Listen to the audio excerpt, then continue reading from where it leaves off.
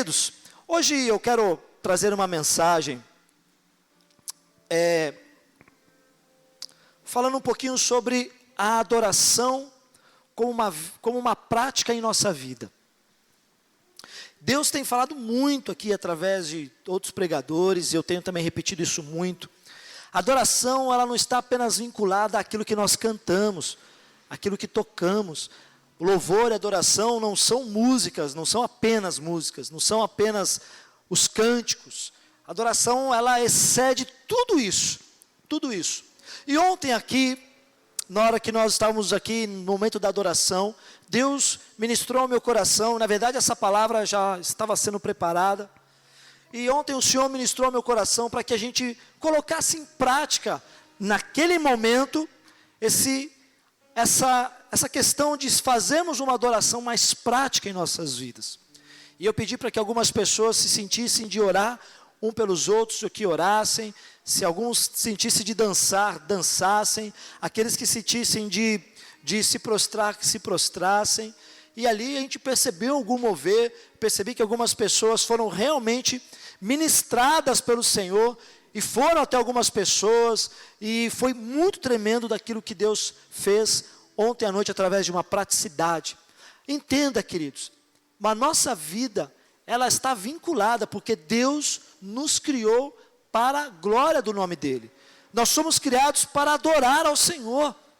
Quando o Senhor Deus veio, criou os céus, criou a terra, criou o homem, colocou ali no Éden, Ele colocou com um propósito de se relacionar com a sua criação, e de que a criação o louvasse, o adorasse, levasse a Deus a adoração.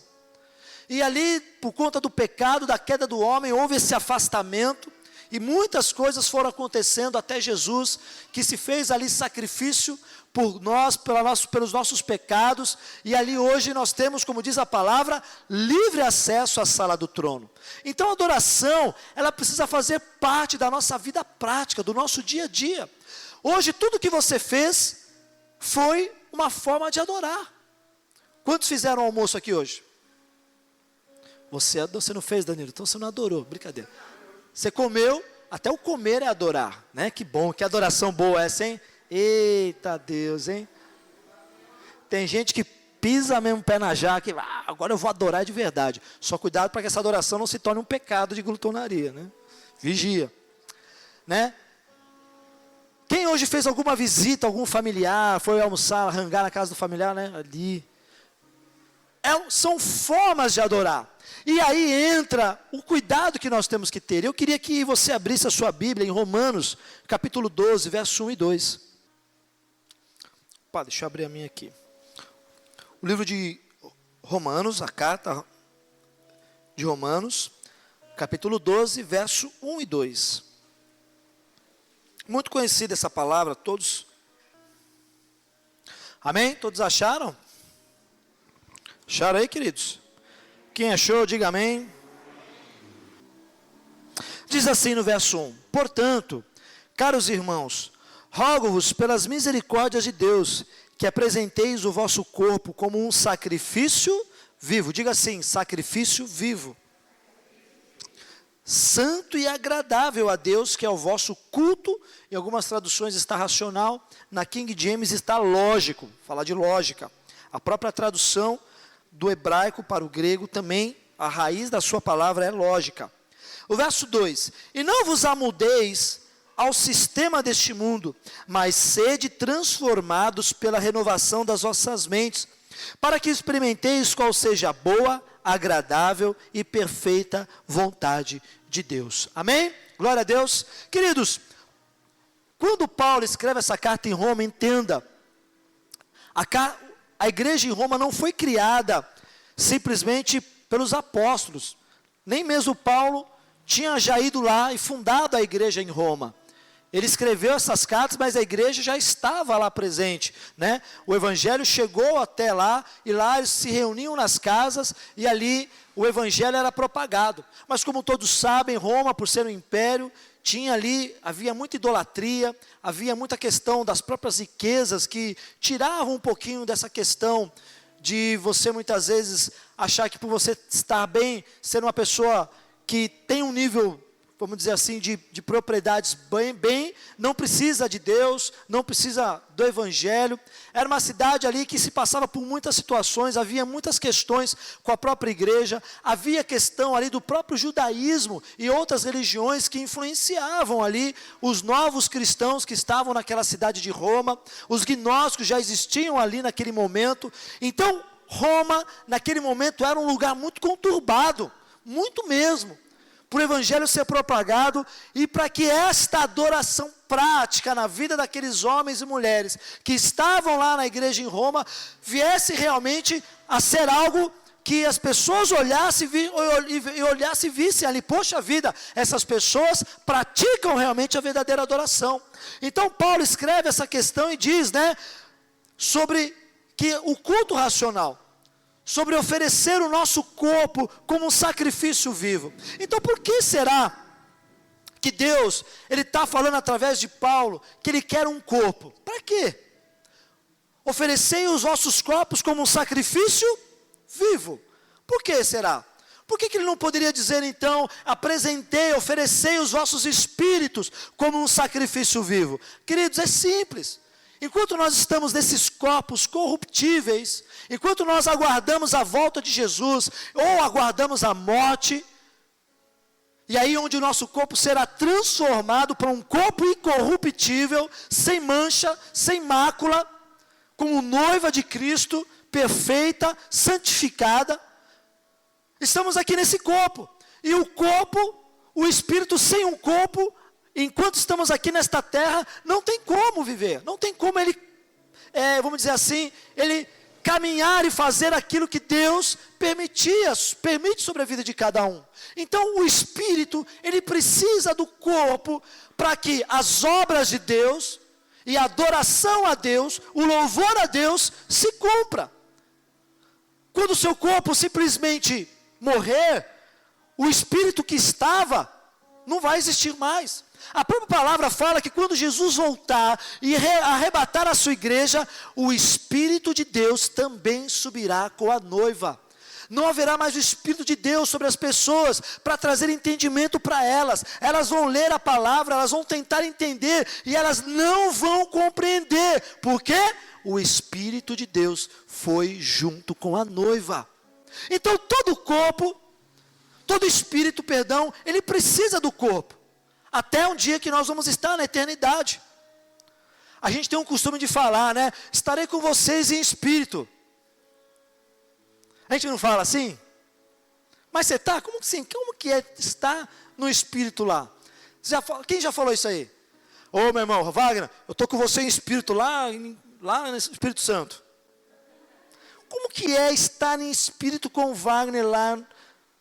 Quem pode me explicar? Eu pensei, raciocinei. Tá, mas a mente é racional. Eu penso. Se você falar assim, Wagner, estarei com você em oração, em intercessão. A palavra diz que devemos orar também, em todos os momentos estamos em oração em espírito.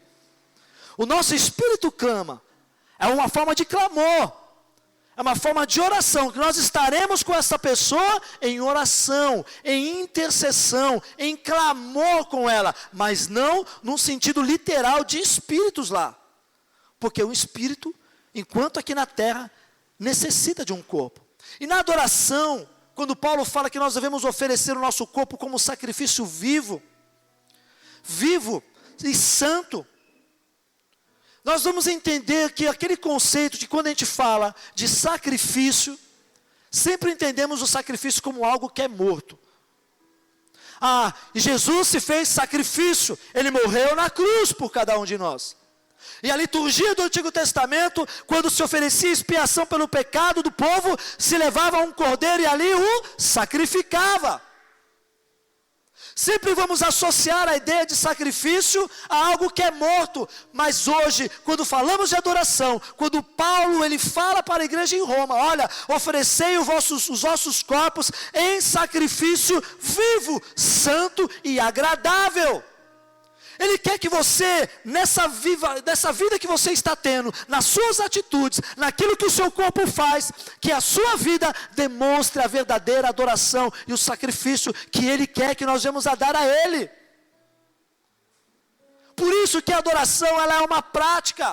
O meu sacrifício, a minha veneração, precisa ser uma prática. Por que nós falamos de sacrifícios e adoração? O que isso tem a ver, pastor? É simples. O sacrifício é tudo aquilo que exige renúncia da minha vida. Sacrifício é tudo aquilo que exige que eu venha a me abster de algo que para mim não é benéfico. E quando nós olhamos para a nossa vida como cristãos, para a nossa vida como verdadeiros adoradores, conforme a palavra diz, entenda, o Pai está procurando os verdadeiros. E se Ele procura verdadeiros, conforme a Pâmela até ministrou para nós no primeiro domingo, é que também existem os falsos adoradores. E a palavra em Isaías fala que muitos me louvam com os teus lábios, mas o seu coração está longe de mim. Ou seja, aquilo que eu falo e aquilo que eu demonstro ser dentro de um templo, muitas vezes não é a verdadeira adoração e a verdadeira vida que levo lá fora no meu dia a dia. Então o seu sacrifício é renúncia, é entrega, é abster de algo que para você e para Deus não é agradável, porque lembra? Ele quer que a gente ofereça um sacrifício vivo, santo. Diga para o seu irmão, é santo. Diga para ele, é santo. Então, se é um sacrifício, a minha vida como cristão, ela necessita de renúncia. E nós precisamos estar renunciando em todos os momentos à nossa vontade, à nossa carnalidade.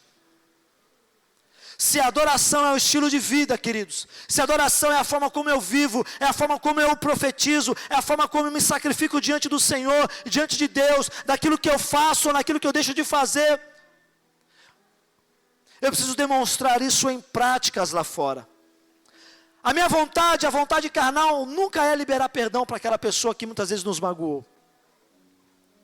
Mas se a minha vida é uma vida de prática de adoração, mesmo que a minha carne não queira, mas o meu sacrifício é, Senhor, eu vou perdoar e vou liberar perdão e vou aceitar o perdão. É a minha adoração que está subindo diante do Senhor. Mesmo que o mundo todo esteja caindo ao meu redor, os problemas estão intensos na minha vida, a minha carnalidade diz, desista, porque você não vai conseguir.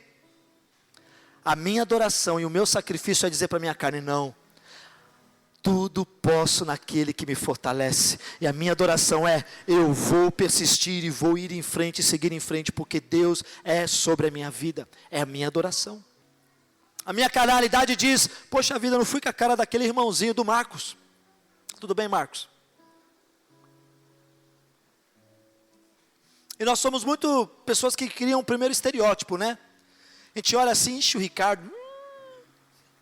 Sei não. Concorda, né? É, cara, não falei nada. Mas gente boa, Ricardo. A nossa tendência é aquelas pessoas que são bravas Você já viu aquelas pessoas que são... Parece que está na fisionomia dela. A braveza em pessoa que você tem medo de chegar perto da pessoa. Quem que já viu pessoas assim? Ou quem que é assim aqui? Ai, Vanessa. Não vou falar nada. Tinha que falar isso, né? Não, tem bastante pessoas aqui, Vanessa. Fica tranquilo. Você não está sozinha, não. Ó, tem uma aqui na frente, ó. O bicho é brava, rapaz. A pastora também é bravinha, viu? Pensa que não. Quem mais aí tem certeza que é brava? É. A Marcinha. A Marcinha tem cara de séria, né? É. Amém. A Paula também, às vezes, tem uma cara de... Oxe, melhor eu ter todo o cuidado. A Tamires, né? Mas são semblantes que essas pessoas têm, mas... Depois que você vai conhecendo as pessoas, não é verdade? Depois que você vai conhecendo elas, conversando, se relacionando com elas, você vai percebendo que são pessoas totalmente diferentes, mas é a forma delas expressarem, a expressão do rosto, ou muitas vezes elas são, né, tem ali os seus critérios, elas são firmes naquilo que elas acreditam, naquilo que elas são, e é só um Deus poderoso para tratar. Mas a nossa tendência, a nossa carnalidade é olhar para essas pessoas e não queremos nos aproximar, não queremos nos relacionar com elas. Essa é a nossa carnalidade. Mas o sacrifício vivo qualquer, por mais que a Vanessa possa parecer braba, eu vou lá. Eu vou puxar assunto com a Vanessa, eu vou abraçar a Vanessa mesmo que ela não goste, eu vou fazer alguma coisa mesmo que ela não goste, eu vou estar me aproximando dela, eu vou lá visitar ela na casa dela. Quem gosta de fazer isso? Tem gente aqui na igreja que gosta de fazer. Ninguém. quando vê os amados irmãos ali, queridos, se não é, então, vamos colocar em prática, porque isso também é adorar ao Senhor. Porque a gente gera um estereótipo da pessoa que a Conceição é muito brava, eu falo assim, não, eu vou só dar uma paz para ela e mais nada.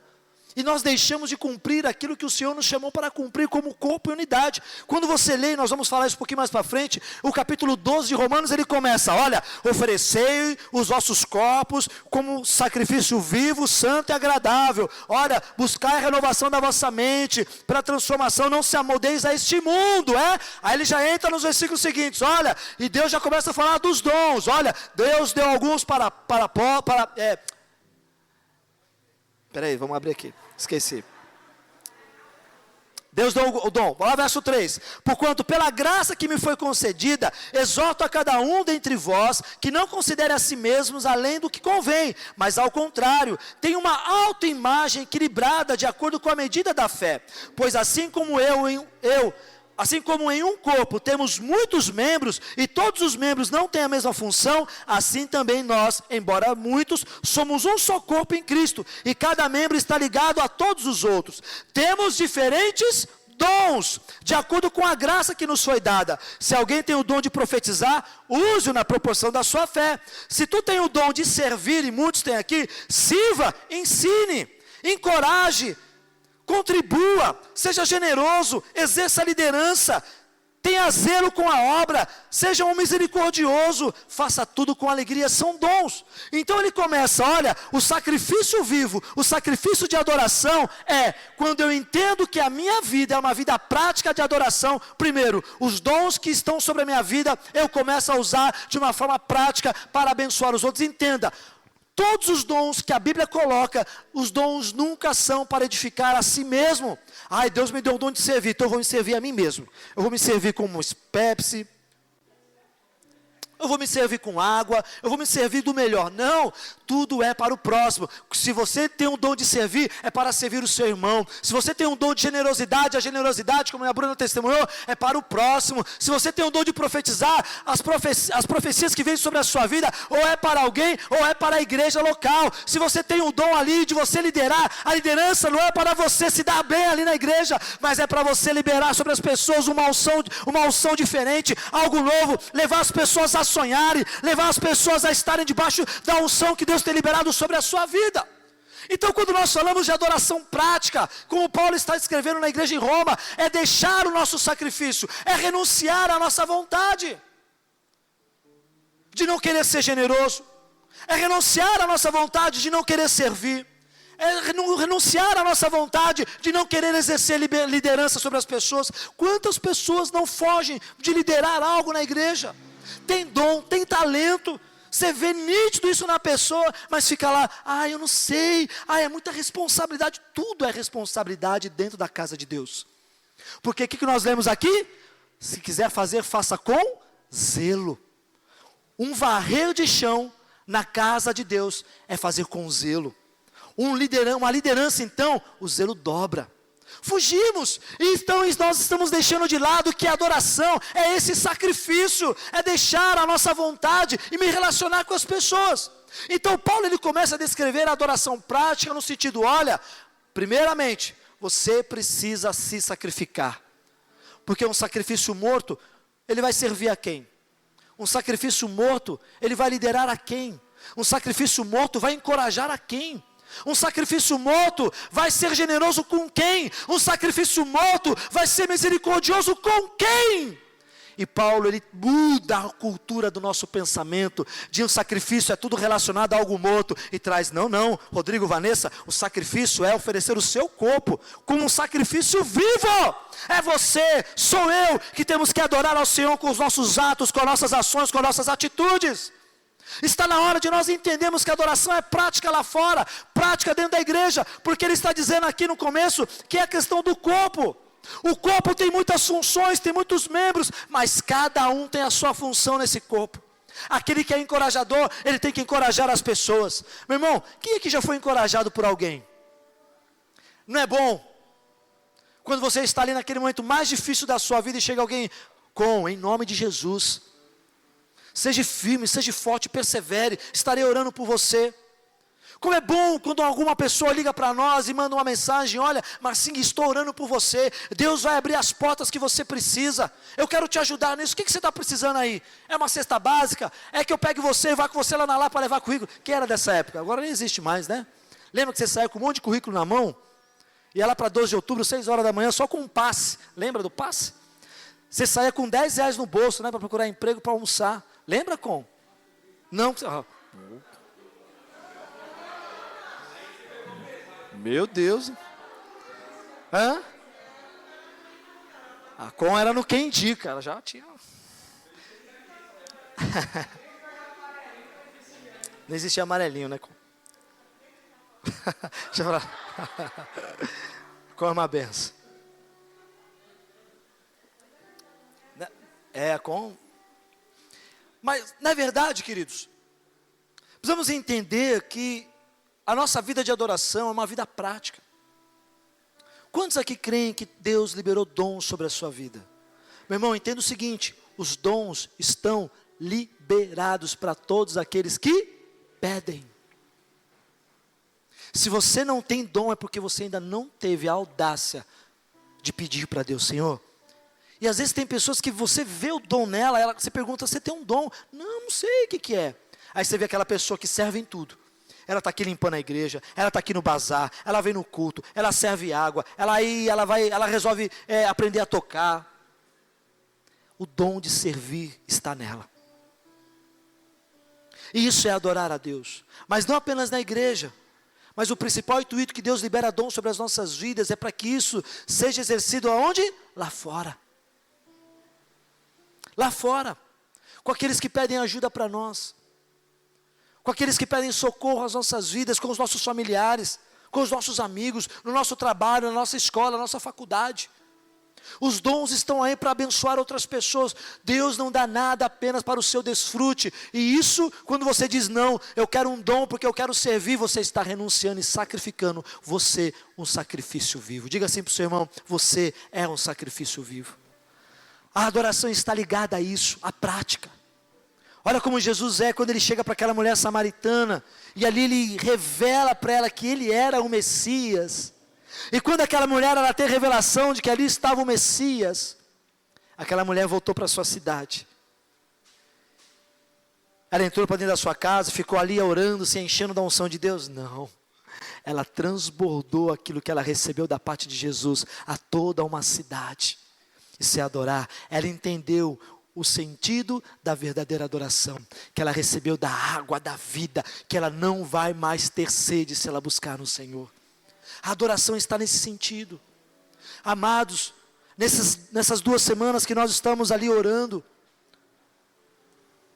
pedia muito para o Senhor: Senhor, nos momentos de intercessão que a gente tem no nosso dia a dia, orando no Senhor em espírito: Senhor, levante uma igreja que tenha uma adoração na prática, que ame na prática, porque Paulo continua escrevendo essa carta para os romanos, Bruno, aí ele entra: o amor, Marco, é a base de todos os dons.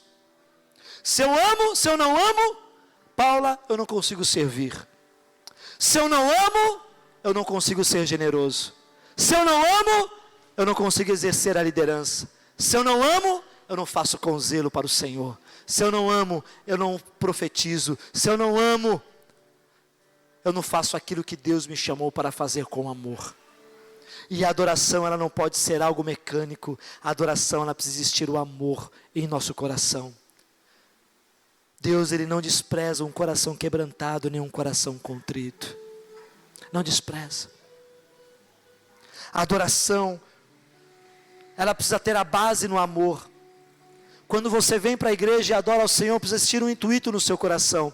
Você adora a Deus não porque você precisa que Ele receba a sua adoração, mas você adora a Deus porque você entendeu que você precisa dEle, e a sua adoração precisa ser uma prática na vida dEle. Irmão amado, nada mais agrada ao Senhor do que nós praticarmos a adoração. A palavra diz que o único momento que há festa no céu é quando um pecador se arrepende.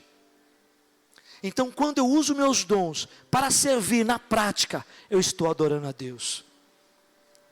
Experimente sair amanhã ou sair daqui deste culto falando: Deus, eu preciso mudar a minha mente, porque o Paulo fala sobre a questão da mente, de que nós não devemos levar o modelo do mundo sobre nós. Ele fala: olha, não estejam ali apenas sendo moldados pelo mundo, mas transformai-vos pela renovação da nossa mente. A sua adoração só vai ser prática quando você mudar a sua mente. Sabe por quê? Porque quando nós saímos do âmbito congregacional da igreja, a maioria das vezes eu me camuflo na igreja. É que nem aquele animal que está passeando no seu habitat e de repente ele sai, e quando ele vem para um cativeiro, todo aquele costume que ele tinha do habitat ali selvagem, ele perde. Muitos até não conseguem mais voltar para o habitat selvagem dele. E muitas vezes quando nós saímos da porta para fora, nós nos identificamos com o mundo, cantamos as músicas do mundo, falamos os palavrões que o mundo fala, fazemos aquilo que o mundo está dizendo que não tem problema você fazer. O que tem? A pastora fala muito sobre isso. Estamos numa geração do nada a ver. Eu conversava com o Peço sexta-feira e com o Sandro em casa, e nós estávamos falando sobre isso, que os maiores tropeços da nossa vida não estão nas grandes pedras, estão nas pequenas coisas. A gente começa tropeçando naquele pequeno. Não, eu fazer isso que o mundo faz, não tem problema, Márcia, não tem problema rir, não vai, eu me garanto em Deus. Geramos uma alta confiança em nós e não em Deus. Lembre-se que sacrifício vivo é renunciar à sua carne. Por isso que Paulo está dizendo: olha, não vos almodeis a este mundo, não criem padrões para a sua vida, aquilo que o mundo está dizendo que você tem que fazer. Para! Deus nos colocou para ser luz deste mundo, sal desta terra, e muitas vezes o mundo está salgando a nossa vida, e salgando muito ao ponto de Deus vomitar da sua boca. Quem já comeu aquela comida que é exagerada no salgado? Você não gospe? Quando você come aquela coisa cheia de sal, você não gospe? Pá, que nojo. E muitas vezes o mundo está fazendo isso dentro de nós, sujando o nosso interior, porque Deus, Ele quer que a gente ofereça um sacrifício vivo, santo e agradável para Deus. Queridos, a prática da adoração não é estar ali de acordo com os padrões do mundo, não, pelo contrário, Danilo, pelo contrário, Thaís, eu preciso ser totalmente o avesso daquilo que o mundo tem pregado, daquilo que o mundo está dizendo, porque quando nós chegamos nos nossos trabalhos, chegamos nas nossas faculdades, chegamos ali nas nossas casas, no meio dos nossos familiares, a tendência é que a gente nunca se posiciona de uma forma: olha, eu sou um crente e sou um verdadeiro adorador. As pessoas, elas não têm ali aquela questão assim: puxa, chegou o crente, chegou o homem de Deus, chegou a mulher de Deus. Pelo contrário, é capaz ainda, vem aí, vem fazer também o que a gente está fazendo. E você não querendo falar não, você está se amoldando ao padrão do mundo.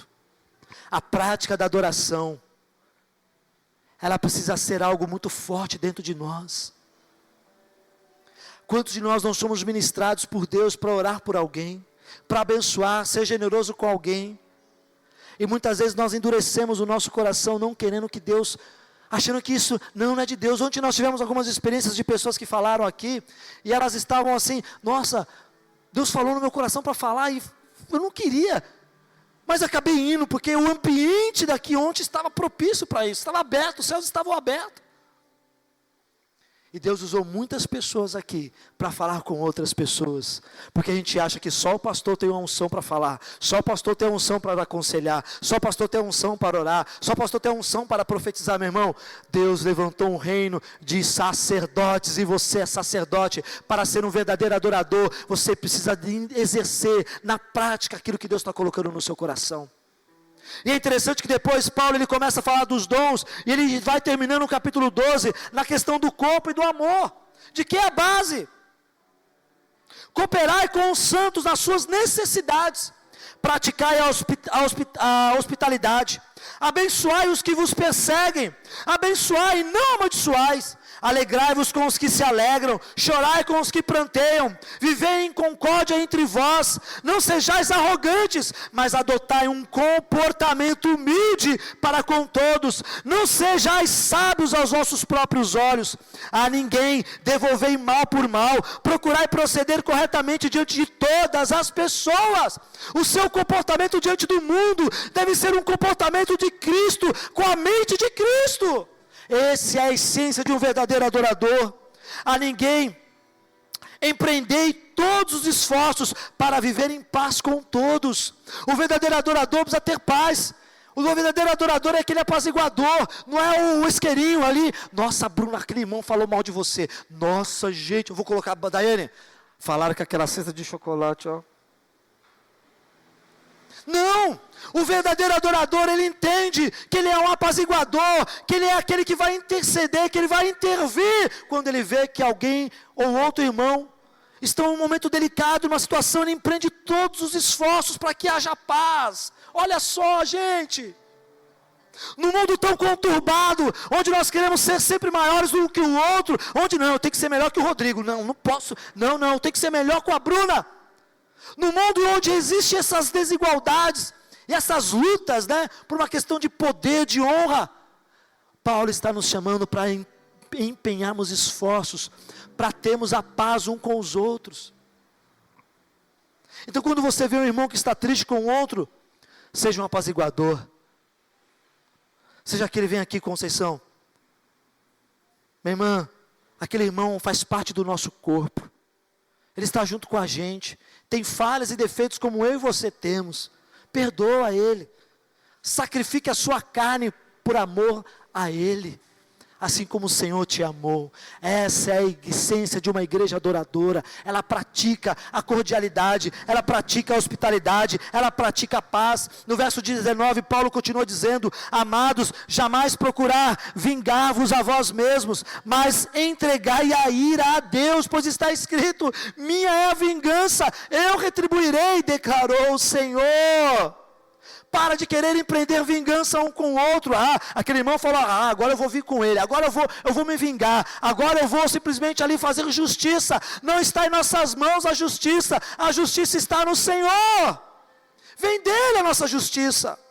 E no verso 20 ele vai terminando ao contrário: se o teu inimigo tiver fome, dá-lhe de comer, se tiver sede, dá-lhe de beber, porquanto agindo assim, amontoarás brasas vivas sobre a cabeça dele. Jamais te entregues ao mal como vencido, mas vence o mal com o bem. Essa é a essência de um verdadeiro adorador. Amém, obrigado, Wagner. Acho que só você está entendendo essa essência. A prática, ela vai dizer tudo de quem realmente você é e quem nós somos. Um grande teólogo, Wasby, diz que cada dia é uma experiência de adoração a Deus. Cada dia que você vive é uma experiência que você adora a Deus. Você adora a Deus matando a sede do próximo. Você adora a Deus matando a fome de quem tem fome. Você adora a Deus apaziguando aqueles que estão ali em momentos de turbulência. Você adora a Deus levando paz aonde aquelas pessoas não têm paz. Você adora a Deus levando a comunhão, que muitas pessoas não conseguem receber essa comunhão. Você adora a Deus no seu trabalho, meu irmão, quando as pessoas olham e vejam que há você um testemunho ilibado, que há ali em você algo diferente na sua vida, porque você não está se amoldando àqueles padrões que muitas vezes os seus amiguinhos, os seus colegas de entretenimento querem que você faça. Isso é ser diferente, isso é exalar a essência da adoração na prática, porque adorar aqui em comunidade é fácil, porque você me permite conhecer até onde você quer que eu te conheça. Eu posso te conhecer aqui como aquele que levanta as mãos, cai no chão, cai na unção. Eu amo fazer isso e amo quando as pessoas entendem o ambiente de adoração e se mergulham nesse ambiente. Mas, meu amado, eu só vou conhecer a verdadeira adoração que você oferece para Deus lá fora no seu dia a dia. E assim você também de mim. Deus está colocando em nossos corações hoje, para sairmos daqui e entender: Senhor, quando eu colocar o pé ali fora, eu quero praticar a adoração. Eu quero praticar a adoração. Quer praticar a adoração? Aleluias.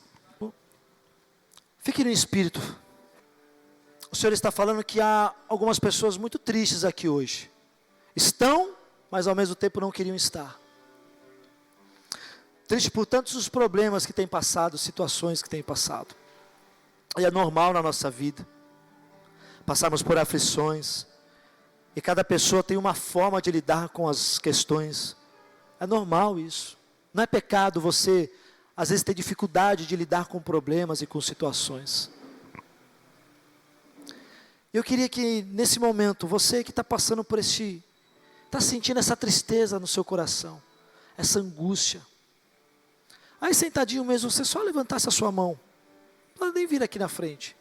Você que está passando por está com o seu coração muito angustiado. Só levante a mão aí no seu lugar. Fique aí com a sua mão levantada. Fique aí. Está angustiado, não está? Há algo que está mexendo aí no seu interior. Você poderia ficar de pé? Pode ficar de pé? Fique de pé, por favor. Oh, Senhor, Tu estás aqui, Jesus. Queridos, igreja, fique de pé. Você está vendo esses irmãos que levantaram primeiro? Eu quero que alguém vá até essas pessoas. Põe as mãos sobre elas, nos ombros, pegue ela nas mãos, abrace ela. Eu quero que você comece a orar por ela nesse momento. Oh, hey. Comece a orar por ela. Abrace ali a Rosângela. Comece a orar por ela, isso. Oh, Senhor. Isso é a prática de adoração. É suprir a necessidade de alguém. E talvez esses irmãos estejam necessitando agora de uma oração que os traga alívio. Esse alívio está no Senhor através de você, meu irmão. Oh, Jesus. Quero que você feche os teus olhos e comece a adorar ao Senhor nesse momento.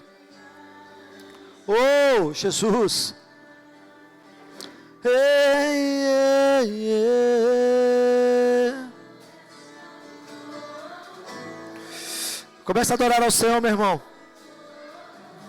Se você sentir no coração de orar por alguma pessoa, faça isso, se mova. Saia do seu lugar nesse momento. Pratique essa adoração intensa, essa adoração sincera. Pratique isso que está no seu interior. Não deixe essa chama se apagar do seu interior. Oh, Espírito Santo de Deus. Feche os teus olhos, comece a adorar ao Senhor. Não fique preocupado com o que está acontecendo na igreja. Não fique preocupado com o que está acontecendo com o seu irmão. Mas se preocupe agora em levantar a sua adoração a Deus neste momento. Oh, xaralabassuriandalabas. Vem, Senhor. Oh, Jesus. Enche este lugar. Enche este lugar. Enche os nossos. Comece a orar por essas pessoas. Comece a clamar por elas. Comece a clamar até que Deus venha sobre elas de uma forma poderosa. Até Deus trazer alívio. Até o Espírito Santo trazer paz, descanso, consolo ao coração delas. Ei! Xalalabassuriandalabas. Jesus está aqui. Você que está aí orando, se você sentir de abraçar alguém, vá até alguém, abrace essa pessoa, ore por ela, independente daquilo que ela tenha. Adoração é ir até as pessoas, é demonstrar ali a sensibilidade do Espírito Santo. Oh, Espírito Santo de Deus, mova o céu sobre nós, traga uma igreja prática, de adoração prática sobre essas pessoas, que cada um aqui venha entender que somos canais, que somos instrumentos de Deus em suas mãos. Nos usa, Senhor. Se você quer ser usado, se você quer ser usada, faça algo para o Senhor nesse momento. Ei, vem Jesus, vem Jesus. Vem, Senhor Jesus. Vem, Senhor Jesus. Eu quero que você ponha a mão sobre o seu coração nesse momento. Oh, meu irmão, eu profetizo. Preste atenção, igreja. Só um pouquinho. Continue tocando. Preste atenção que Deus está falando algo aqui hoje. A adoração, ela é a experiência do nosso dia a dia. Isso aqui é só para quem é corajoso. Deus vai dar experiências para vocês nesses dias, para vocês praticarem a verdadeira adoração. Tem pessoas aqui, que pessoas em situação de rua vão procurar vocês no meio da rua, vão abordar vocês do nada, o Senhor está dizendo, e vocês, na mente vai vir, não tenho, não vou, mas Deus vai tocar no coração de vocês, e vocês vão abrir, vocês vão ajudar essas pessoas. Eu não sei o que Deus vai fazer, mas estejam atentos aos sinais que Deus está para fazer. Deus está levantando aqui uma geração de pessoas, de jovens, de homens, de mulheres, que vão fazer a sua vida uma adoração prática todos os dias. Então põe a mão no seu coração agora. Oh Senhor, em nome de Jesus, vai levantando uma geração, Pai, que vai praticar essa adoração. Vai levantando uma geração de homens, de mulheres, de jovens, que vão ter na sua essência a prática de adoração. Eles vão colocar os pés ali para fora e serão usados de uma forma que a sua vida glorifique a Deus. Entenda, minha amada igreja, a sua vida não está no seu controle, a sua vida é dele, é para ele, e por ele são todas as coisas. Deus vai te usar, Deus vai te usar, e ele está derramando algo poderoso sobre você hoje. Aleluias! Oh Jesus! Glória a Deus. Você pode aplaudir ao Senhor. Glórias a ti, Senhor. Aplauda ele no nome de Jesus. Glória a Deus. Amados, que quando você colocar os pés ali para fora, você entenda: Senhor, eu quero praticar a verdadeira adoração. Me usa. E Deus vai usar você, jovem. E Deus vai te usar. Há algo de especial que Deus está para fazer sobre a sua vida. Ele vai acender algo no seu coração que vai incendiar muitas pessoas. Preste atenção naquilo que Deus está para fazer nesses dias com você. Ele vai te usar para alimentar vidas e pessoas. Que você pratique essa adoração que Deus está colocando no seu coração. Amados, que essa igreja se levante a praticar as boas obras. Não se amoldem aos padrões deste mundo. O mundo não está em você. O que está em você é a presença de Deus. É a presença do Espírito Santo de Deus. Aleluias. Glória a Deus. Amém. Vamos aplaudir mais uma vez a Deus. Aleluias.